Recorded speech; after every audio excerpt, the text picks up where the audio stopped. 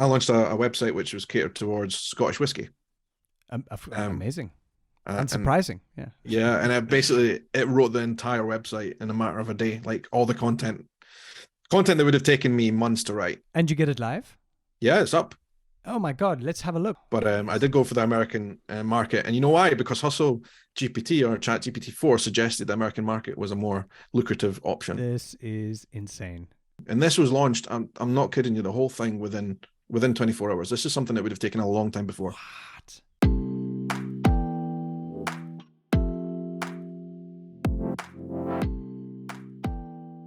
How's it going, Sean? Oh, good. Yeah, good to be here. It's great to join you and do some more podcasting. I really enjoy this stuff. And absolutely. Yeah, welcome to you. Welcome to all the listeners. Back to the humble pie. As you will have noticed, I've brought some more muscle with me, some more talent this time around. Sean Cumming, who will be hopefully a regular on our conversations and stopping me from talking to myself for too long. So happy to have you around. Yeah, it's good to be here, and thanks to everyone for tuning in. It's great to kind of join this journey and share some perspectives and have a bit of a laugh, really, and talk through all the crazy changes that are happening in the world. Yeah. So speaking of crazy changes, I'm sure you're spoiled for choice, right? Yeah. What's got your attention this week? What's keeping your attention there? Well, there's a lot going on, right? You and I have talked about this a lot, kind of off air. AI has kind of come out into the mainstream over the last 3-4 months.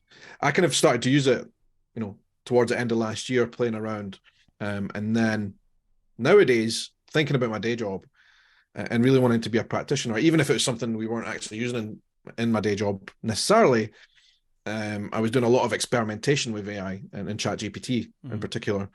And some of the other applications that are out there, some of them are quite expensive, but I bought a couple of subscriptions just to make sure I was getting a hang of this stuff, whether it's images and text in particular. But nowadays, in the last month, things have really, really kind of accelerated into ways that I think nobody really imagined with the launch of ChatGPT 4, which is incredible. I think some of the things I've seen over the last week have just been absolutely mind-blowing. So you've been playing around with it. You've gotten a bit of a sneak peek into what's going on with ChatGPT 4 and what it allows you to do. Yeah, like I jumped right in. I couldn't use it in the beginning because it asked you for. Basically, it was blocked up. Right, there's so many people using it, so I ended up paying for it, which has given me access, and it's well worth it. What did you pay for it out of interest? So it's like a subscription is like $20 a month. Okay, and that gives you access, and it gives you. It's really fast as well. So it's good. It's like a double Netflix.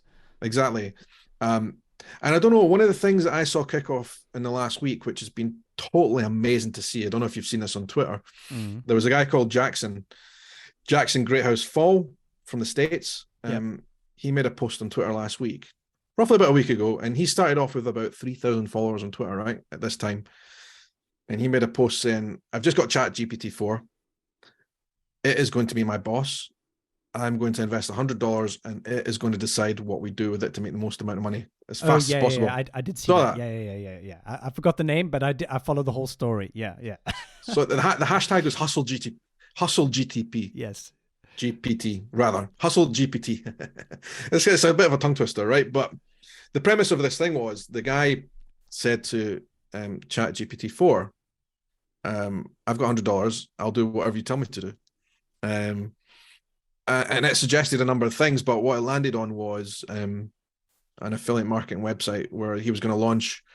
But not just a website. It was in like incredible detail where to put your ad spend, how to set it up, the logo that you've got to design. It was quite something. Oh, yeah. I mean, it was really in depth. I mean, it was an entire marketing plan. Literally, the whole thing was thought out. And it was a website catered towards environmentally friendly gadgets and products. And so the basis of it was that, he would make this website, create all the social media profiles, create content, and then sell products through affiliate marketing, right? But actually, it hasn't turned out that way, really, because his profile exploded, got people pouring money in, investors putting money in. I saw that. Get rich quick never seems to... Exactly. But, he's got like 115,000 followers right now.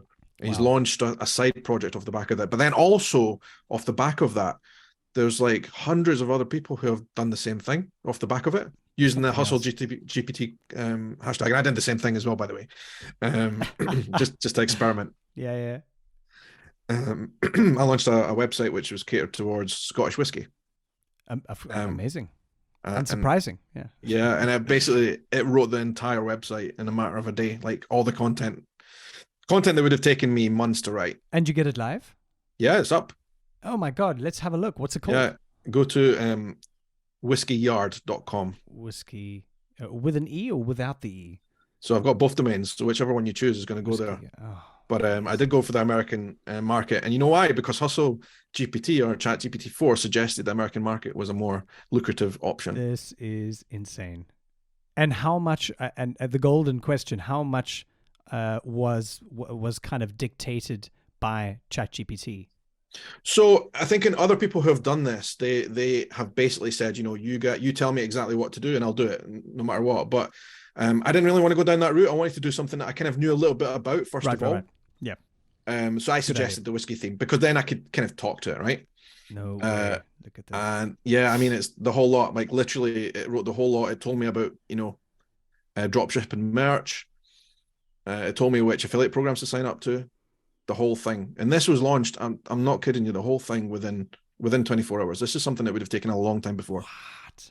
Content, something else. Incredible. Yeah, I mean, this is just early days, and this is an experimentation for me. This is like, yes. I think these are things you have to try, right? Because if you're going to use them in other applications, then you need to know these things. You need to try. And also the logo, by the way, was designed on AI as well. Incredible. So okay, so how long did all of this to get it to this stage take you? How much actual sort of man hours? How many? Oh, that's a tough question. I've been working on it for about 24 hours. But I would say the hours I put into this were probably about 5 or 6. So I think this is just a demonstration of like the time saving that you can get work done, right? Unbelievable. Okay, now you know this question's coming. Have you made any money on it yet? Not yet, because I haven't really published it. I haven't put it out to the world. I think the main goal with something like this is obviously SEO would pick up eventually, and you give visitors that way, and then build an email list. So, oh my gosh, well you have now. Well, yeah, it's live. But this, by the way, this is one of hundreds of examples of people who have used this thing to launch businesses which could actually turn a profit. Yes, yeah, legitimately could turn a profit, within a short period of time. It's incredible, and there's so much to learn from it. And of course, at the same time, we're probably in the sort of the Betamax VHS version of all of this. Can you imagine? Never mind streaming version, but can you imagine even just when we get to the DVD version of this, it's just going to be so much more advanced, so much more mind-blowing, and so much, the important part, I suppose, is that it's really going to be quite difficult to discern how much of this is done by human versus, AI. Even what Whiskey Yard looks like right now, it's like that might have taken somebody weeks to do, which is incredible. And so it's an interesting kind of thought experiment to see, well, now that we can do these things, and now that we're going to get better at having AI help us as well, because there's the ability to involve AI, but there's also the ability or the skill to prompt it and to get better at getting what you need out of it. And so it's like, how is that going to it really, really interests me, like this idea of like what kind of behavior changes can we start to witness? Because are we going to change the way we buy things? Are we going to change the way we look at marketing copy on a website? If I knew a human being didn't write this, does it mean that it's less valuable or not? So it opens up so many questions, and I'm so excited to see what people do. There is a lot of questions, and for someone who does copywriting as well, the other questions on top of that is, will Google eventually start punishing on SEO content that it knows has been created by AI? And I think it probably will. It's probably not at that stage yet, but it absolutely will, especially when you've got different tech conglomerates having their own services. So there's definitely going to be a bit of a war there, I think. And so people are going to have to get clever. They're going to have to use this as a way to get the base copy, and then for humans to actually do the things that Google search likes. Do actual proper SEO skills, and do some copywriting on the top of it, but it still saves you a vast amount of time. And so The question that a lot of people have asked is this going to take my job away from me as a copywriter, as a marketer? And I think there will be an impact, but I think people who are able to use this in a way that makes them more productive, I think their skill set's going to go through the roof, right? Yeah. It's interesting how because productivity and things that make you better sometimes also means that in democratizing the access to that skill also means that it goes wider, but it doesn't necessarily go deeper. And so, you've got a different kind of way that people are going to be able to value those kinds of skills and what it means now for copywriters. Are we going to just start lynching them in the streets and using ChatGPT, or is it going to shift their expertise to something where there's going to be the need for it sounds almost hack saying this, but like the need for more human kind of writing or the kind of thing that, and maybe that's not even possible. Because the AI is probably just going to get so damn good and so damn personalized that it's not even going to be possible to do that, But at the same time, you're probably, if you look at it at a macro level, you're probably still going to need humans to do that so that you can continue to fill the data sets with new information, which is, still being written by humans. So that's going to be an interesting way that we kind of, place ourselves at a different part of the table. Definitely. When it comes to all of this. Yeah. Definitely. It's fun. It's fun to watch. I would say, having played with the fourth version of this thing, we're already at a stage where a human, or most humans, could not tell the difference, right? We're already at that stage where most humans, even professional content creators and copywriters, would not be able to tell the difference between someone creating something and the machine creating it, right? So we're at the stage now where the only way you could tell the difference is by using another machine, another application that can scan it and figure it out. So we're already at that stage. Yeah. So I have a contact who works, he's got a copywriting agency, and he, as he's interviewing new candidates for jobs, he gives them writing tasks. And within the, January, February, when we had the earlier stages of this, he was already able to identify that, half the people that were applying for jobs were doing so in the writing exam that he gave them via AI. I'm not sure if he was able to tell that by reading it, but I think nowadays, like, you're going to need some sophisticated software to tell the difference. So we've got to put in new guardrails. To be able to do that, and it also like forces a super interesting question. I remember when I was in varsity, we used to have this software called Turnitin. I'm not sure if you might have heard of it. Turnitin, and there was this kind of it's this anti-plagiarism kind of software, and it spots where certain sentences have been directly lifted and so on. But also it was pretty advanced at the time. This is more than 10 years ago, where it was able to kind of also spot where not just certain words in the consecutive order in which it might have appeared before in a textbook, but also the group of words, how it might have appeared in some combination. So even though you might not be directly plagiarizing, you might be still taking most of the bones of the idea directly from there, and so there's a kind of a gradient there, which was a smart way to do it. And so now I think that with AI, especially some of the interviews I've been listening to with kind of people I think in universities and learning and so on, there's this real threat that they feel where it's just going to make us all lazy, because AI is just going to be able to do it so much better than we can. So there's almost no point in trying, which means we're not going to be learning and rather just regurgitating things. Do you agree? What do you think? Yes and no. I think the lazy people ultimately are going to lose this game, because you still have to create real quality to get people to consume your content and to build trust, right? So I'm under no illusion. So that website I built, for example, was really an experiment at a very high level. But if I actually want to turn a profit to that, there's a lot more that would be involved. And I think to create any kind of content brand nowadays, you still have to be front and center with humans putting it forward. So if that was to be successful, for example, I think someone like me or whoever else would launch a product, a website like that, would need to be creating video content with them at the front of it. That's it. Explaining things. And then kind of building out a style. So you could say a lot of the web copy and a lot of kind of product copy and all the rest of it would ultimately be written by AI, but that's fine. That's kind of the stuff that doesn't really matter if it's educational stuff. But then you still have to build the human stuff around it and be front and center. And I think people are going to the consumer is going to ultimately reward a content brand that has obviously gone the extra length to engage through humans. Yeah.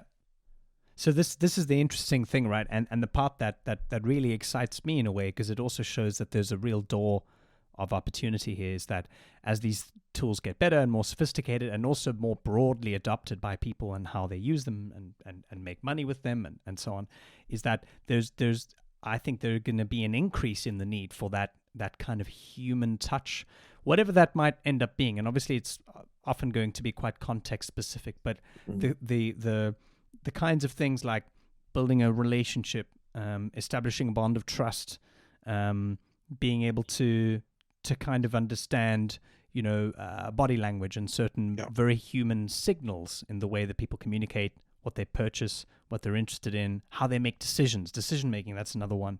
And it's not to say that is something that can never be touched by AI. Maybe eventually it can, or maybe there's a way to kind of get into that. But it also means that the more and more AI-ified everything gets, it also means that I think, you're going to get to the stage that if it goes unchecked, there's just going to be less and less connection.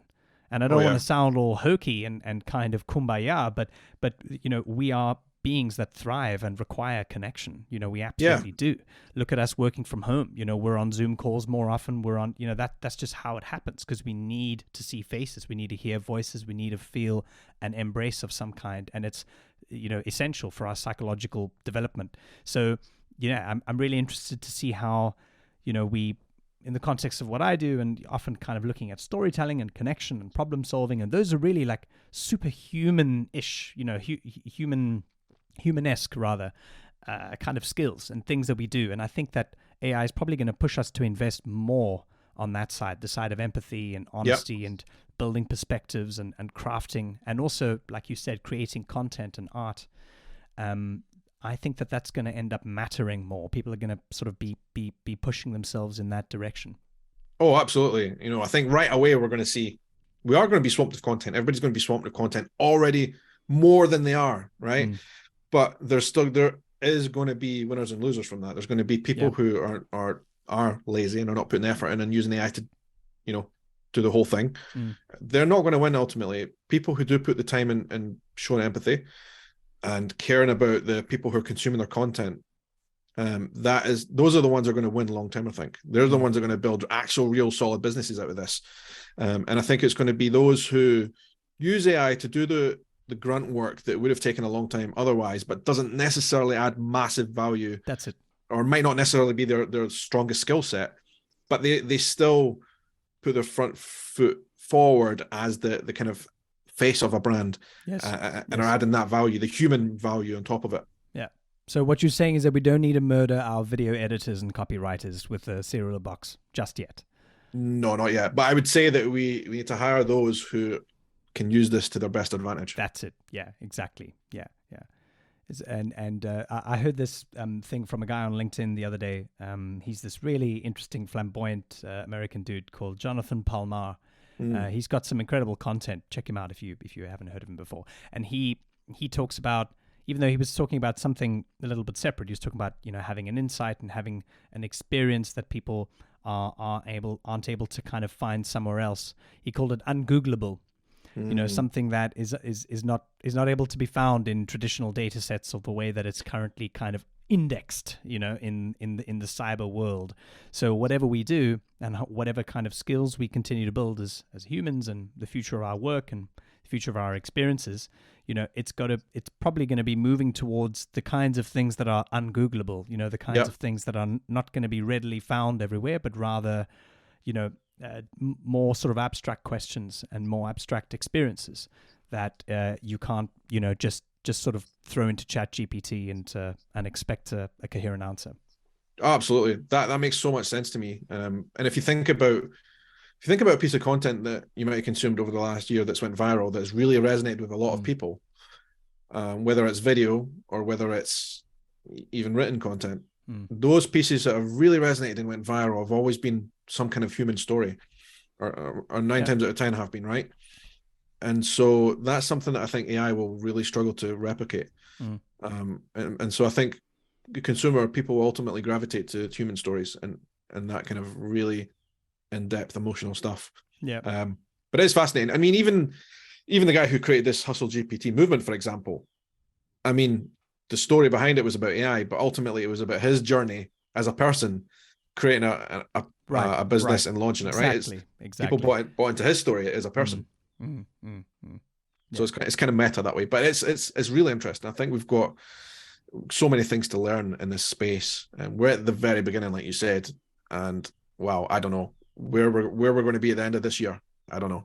Yeah, and what's also interesting to think about it in like a kind of an economy or an industry sense is what kinds of markets and secondary markets are going to open up to kind of support this. Already you're seeing, people approaching me on LinkedIn and so on, saying, there's AI tools now, there's courses, and so very soon I think you're going to see solution providers, you're going to see probably whole agencies that use an AI stack to be able to provide, services and experiences that otherwise maybe a few years ago would have taken a whole team of, ambitious caffeine addicted producers and so on to kind of get done.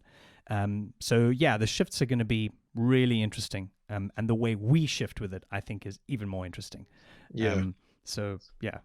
One term that I saw coined by an agency out there on LinkedIn as well, and this is a content and copywriting agency, but they've launched in the last 6 months or so, or maybe a year. But they built their own AI tool, so they say their writers are AI optimized writers. So I love that. It's like in Star Trek when you've got the Borg implants, but you're still I mean, it sounds like one way on a bad side, if you're a freelancer out there, it sounds like one way of getting away with paying people less to do a job if they're AI optimized, right? Well, because I mean, they will be able to complete tasks a lot quicker.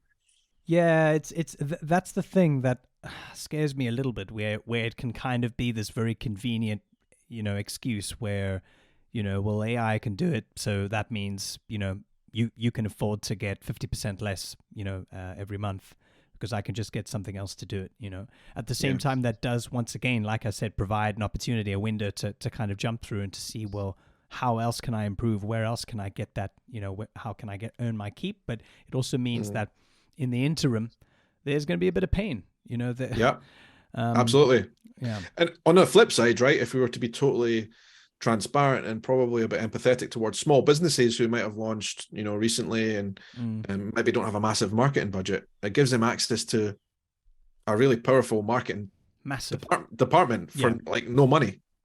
Massive. Yeah. I was watching an interview with Sam Altman, the CEO of OpenAI, and super smart guy, and just what some of them say. And I think most of the interviews were, the content was kind of just firefighting the questions of like, no, it's not going to blow up the world. No, don't worry, you can't make a bomb. There's safeguards there, which is obviously great to hear, because you can just imagine, idiots trying to just, take a chance and see what happens. But at the same time, like there is a little bit of the risk that is implied with this, where you do need to publish it. One of the questions was like, why did you publish a tool like this when people are really completely, they don't know how to use it yet, and so they're just experimenting, and they're probably going to stumble into problems, and they're probably going to stumble into making trouble for themselves if it goes there. So, and he had a good response. He was like, well, the reason why we did that prematurely, if you like, is because there's a whole lot of capacity for learning that the AI needs to be able to do for itself, which means that without that kind of public, first phase user access, user testing right there, it's never going to be able to provide you with the kind of proper everyday usefulness and the sharpness of its answers. If you don't expose it like that, you can't keep on just testing it on test data. So there's something there, but it also means that there's always the risk of, something unforeseen happening. So, yeah. Yeah. I mean, I think on that side of things, one way I look at it is actually we talk about AI, but this is not AI at all. It's not thinking for itself. It's not creating anything out there. All it's doing really is trolling the entire internet and pulling information together that it thinks is most relevant out of stuff that already exists, right? So information it provides already exists out there. All it's doing is giving us an easier way to access it in a much quicker way, right? And so in theory, anything it regurgitates is stuff that we could, through research and more time, do ourselves. Now, if it was going off and thinking for itself and totally running itself and communicating with other computers and other systems, then it's a different story, and it might actually get to that stage at some point, right? But at the moment, all it's doing is regurgitating information that already exists on the internet. So that's true. Yeah. Anybody who says, this is going to allow people to, do dangerous things, well, they could have done it anyway if they. It's going to make it easier for them, really. But the same is also true for the positive side of things. I saw a really interesting podcast once with Elon Musk, right? And one thing he said, which really resonated with me, is the fact that we as humans have a bandwidth problem, right? Because right now we use our phones, and all the information in the world is on our phones, but we're limited by the speed at which we can consume that information, senses, process it, and regurgitate that back in any form we can, right? And I think what this AI, all it's doing is speeding up that process. And opening up that bandwidth in a sense, because he's right. I suppose this is why he's interested in Neuralink, right?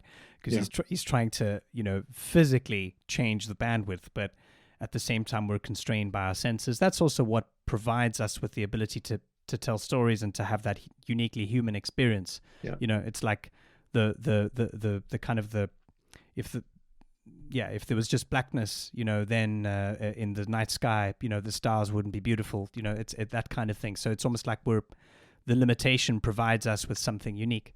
But in terms of being able to compete with a machine like that, then it is a bandwidth problem. 100%. And ultimately, those things about being a human, like you said, the night sky, all the rest of it, are still going to be true, and it's those emotional moments are still going to matter to people more than anything else. To be honest, while you were speaking, I'd asked ChatGPT to write me a poem about the night sky. So oh, really? No, I'm joking. You see, I got you. Yeah, you got me, and it could have been true, but I still think those moments with family, those moments with friends, over a whiskey, perhaps those type of magical moments, like they cannot be replicated by artificial intelligence. No. And we might get to a stage where people are more lonely, and we've already seen that trend kicking off just by social media, right? And people are not going out and interacting as much, but I still think that's where the magic really happens, is those kind of one-on-one interactions, like we're having here. Like I think this is when you can put two minds together and just talk without any kind of constrictions or restraints, then you can stumble across amazing things. And absolutely, even though the world's going to be awash with AI content, these moments are still going to be more valuable. Well, it's like, yes, there's always more content, or there's better content, and you can optimize for that, but replacing that with connection is, I think, what everyone's after. That's the kind of the ticket. Or we might all be wrong, right, with this, and we might as well just make as much money as we can right now before it all eats us all alive. I'm going to start a whiskey site. Go for it. I'm ready to get rich quick. This whole Bitcoin thing is taking a while to exactly to really pick up. It's been a painful few years. Even though it is picking up, right? I mean, it's at 28K now. I'm feeling happier. My wallet is smiling at me. Not completely yet, but it's been better now than it has been for a while, right? And what do you think of Balaji? Do you think he's a nut? Or did you see his bet? His crazy $1 million bet? I didn't see that bet, no, but that's you got to check it out. I need to check that out. That's insane. So is it put $1 million on Bitcoin? Is it? Well, he said somebody set up a smart contract to make sure that if Bitcoin doesn't hit $1 million in 90 days, the price of Bitcoin, then it's gonna be paid out to a beneficiary who will take that bet. Wow. But if it does, then the opposite, then he'll win $1 million. So I suppose there's fascinating. Yeah, he's amazing. I think he's an incredible guy, and I've read some of his books, and some of his he's like a walking brain box. He's amazing. But at the same time, I think there's a fair amount of marketing in there as well. Definitely. But that's really clever. It's a pretty outlandish call, but at the same time, if he's right, then that's amazing. But if he's wrong, it's almost as if it doesn't matter if he's wrong, because there's so many parts of this contagion that I think keep on coming up in financial markets, in the way that people are worried about, where's where's the most secure, haven? What do I do with my money? Yeah. Clearly can't put it into banks. Clearly can't put it into, real estate with interest rates going up and so on. So there's few kind of options. At least that's the feeling. And yeah, yeah, it's a kind of a weird one, because you would assume, based on what we know about crypto, right, that when things are as they are now, crypto is the obvious solution. It provides a solution to some of the things we're seeing. This is not financial advice, by the way, to anyone listening. But Bitcoin does solve for some of the problems we're seeing in terms of decentralization. Right? It's about taking the power back from quote unquote institutions. Yeah. I mean, that's the narrative, right? And it's such a great narrative. It's almost like a kind of an 80s action movie. There's the full-blooded hero, and there's the kind of the enemy who deserves to have everything coming to them. And so there's a little bit of that being pitted against each other. And I think I really buy into a lot of that. But part of it, you have to also see these things kind of unfold over, I think, a longer, more realistic time scale, and with a whole dose of the unexpected in it as well. Who knew these banks, would be falling over until they did, and until another massive kind of contagion started. So yeah, sometimes it's self-fulfilling prophecy. Sometimes, it is for different reasons. Yeah, absolutely. And yet, while we've seen all these problems, and like we say, cryptocurrency in theory is a solution to these problems, crypto markets have been just as volatile, and people are obviously still nervous about the whole thing. And so I think a lot of people out there, despite the fact that they might not trust institutions with their money, they still don't trust the promise of crypto yet at scale. I would say, and they've still got the true believers who have hung in there throughout this kind of crypto winter that we've had over the last year or so. But it still seems the man on the street is quite a long way from that. Yeah. I suppose, there's something that a lot of, I suppose, especially the maximalists for Bitcoin will kind of say that, well, when the real kind of calamity and the financial breakdown comes, then we'll all be believers, and there's part of that I do subscribe to, but at the same time, you can't have that as the only bar to be able to prove the whole crypto project is going to be working out. Only when the shit really hits the fan. There's got to be a utility and adoption between that, between the wheels, if you like. So I think that's a big challenge, and that's sometimes often where I think people can, or the media can often mix up the utility of crypto versus what the blockchain and what blockchain technology can do. I know you and I have talked a bit about this, but there's a bit of a way to go. And in a bear market, and when people are scared and there's a whole lot of financial kind of up and down, people aren't confident. People just don't feel it, and that's when the money dries up, and that's when the innovation slows down. So definitely, I think during the pandemic, when there was a lot of extra cash going around, people felt secure in the fact that they could just put it on a bet in the air by buying NFTs. Whoa. NFTs, for example, it was a casino. Yeah. But what's been interesting from that washout of the NFT market in particular is that, a lot of the projects, 90% of them went to nothing. Like they deservedly went down, right? But you still got the same kind of major projects, which, even though they've lost a lot of value, you can see they're not going anywhere, right? Right. Yeah. And they've taken will come back, but they're still standing. Yeah. Exactly. And they're still going to be recognized brands throughout the long term. So that's kind of like a positive side of it. And you can see some of those brands being around for a very long time. Yeah. Let's see where the winds of time and fortune take them. Oh yeah, exactly. It's, who knows? I can't put my finger on anything that's going on, like in terms of the markets right now and what to do. I wouldn't like to be someone who's actually managing people's money, because it's a bit of a nightmare. Well, I was almost automatically going to say this is a Warren Buffett quote, because almost all great financial quotes do come from Mr. Omaha. But I think it was him, or maybe his 2IC Charlie Munger. He said something, sometimes just doing nothing is the boldest strategy. And so, I've noticed when I do nothing, more often at least, that's when I lose less money. Just sit and kind of, wait through it. Yeah. I was one of those fools who put a little bit of money into crypto, kind of right at the back end of the At the top. the massive upswing. And I could have, like a lot of people did on the way down, could have sold it. Yeah. Right. Technically speaking, I haven't lost anything. Technically speaking, those who have sold have lost money, right? Because they cashed out. Yes. And the money they got back was less than what they put in. So they've got a tangible loss.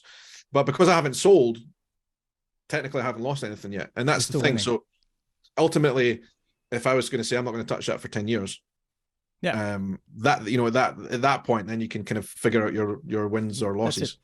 It's all about adjusting your expectations around the time horizon, right? Yeah. Because especially, and I think the more kind of risky you go with certain assets, I mean, this is your sort of field of expertise, this, but like the more risky you go, the longer kind of time preference you have to give it, because you have to wait for maturity, you have to wait for adoption, you've got to wait for all sorts of stuff, and crypto is smack bang in the middle of that example. You can't expect it to kind of give you that kind of certainty in a shorter time period. So once again, it's expectation management. The constant teacher, isn't it?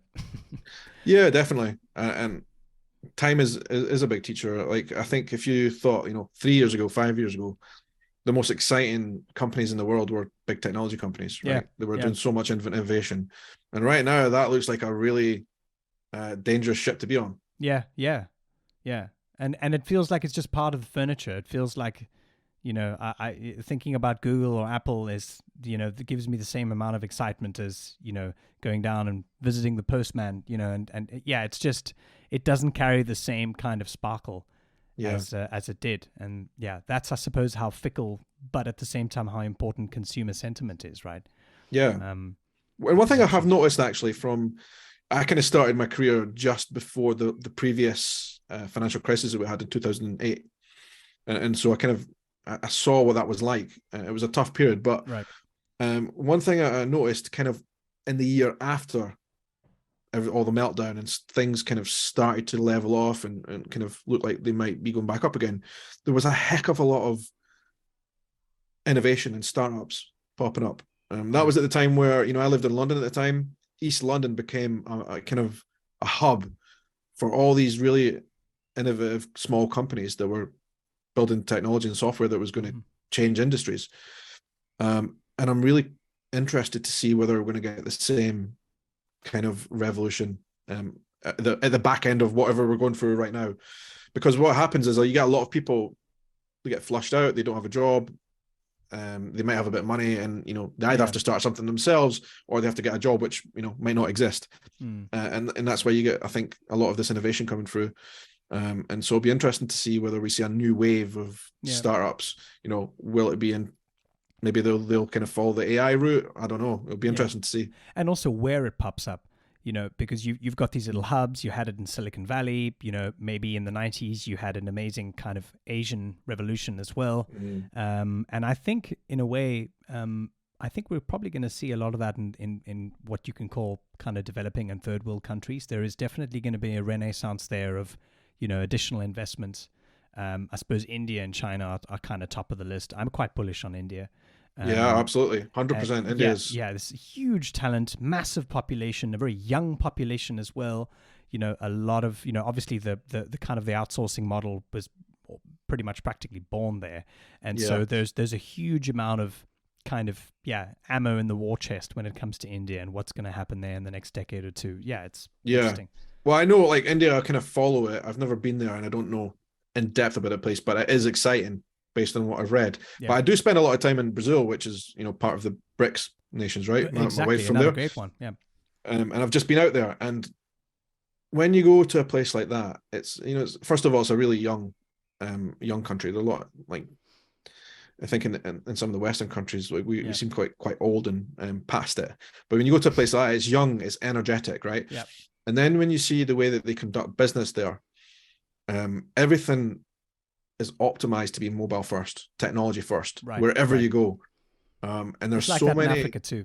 Yeah, absolutely. Yeah, I know that from South Africa as well. My dad's from. I know that there's a lot of that stuff going on out there. But like, there's a couple of payment services, for example, in Brazil that you don't see anywhere else, which allow people to make payments literally at the click of a button on their phone. Right. And most of the people who are using those products have never used traditional banking before. And what I found so amazing with it is, I love that.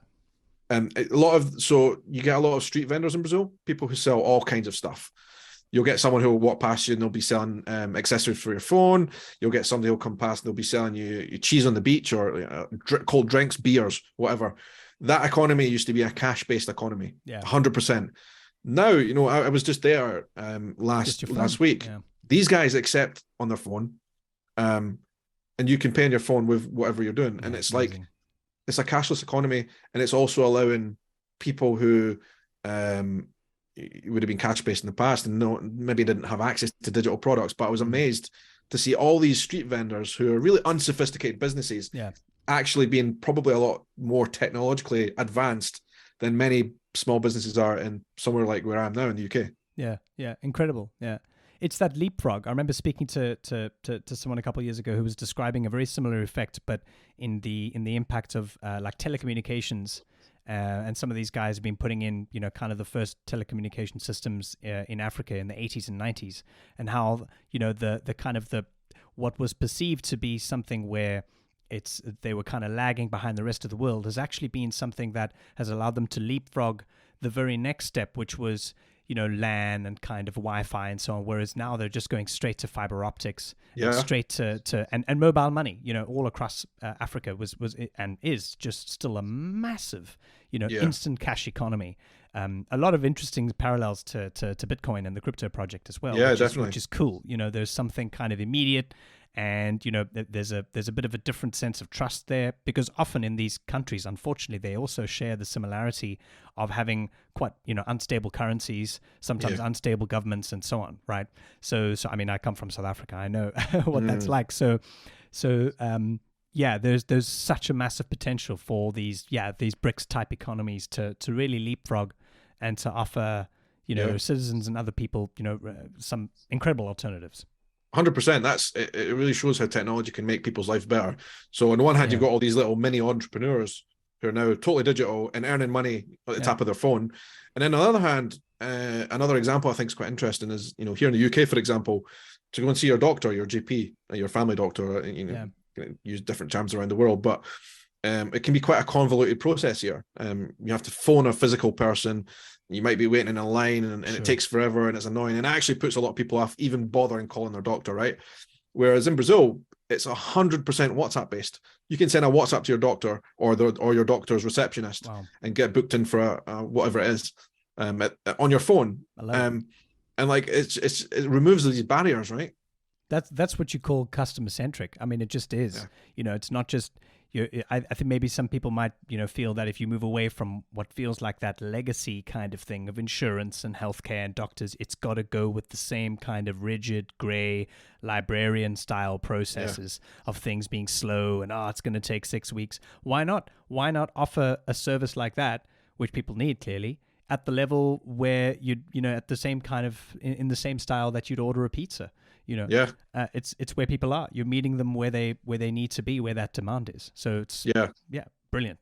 Yeah, definitely. Well, this is so much fun. I think we've covered so many topics today that if you took each one of them, we could break that out into like a bunch of episodes on their own right? My head's spinning. Yeah, I love it. I'm about to go and pour myself a whiskey from your AI. Yeah, exactly. Site. Let's keep doing it.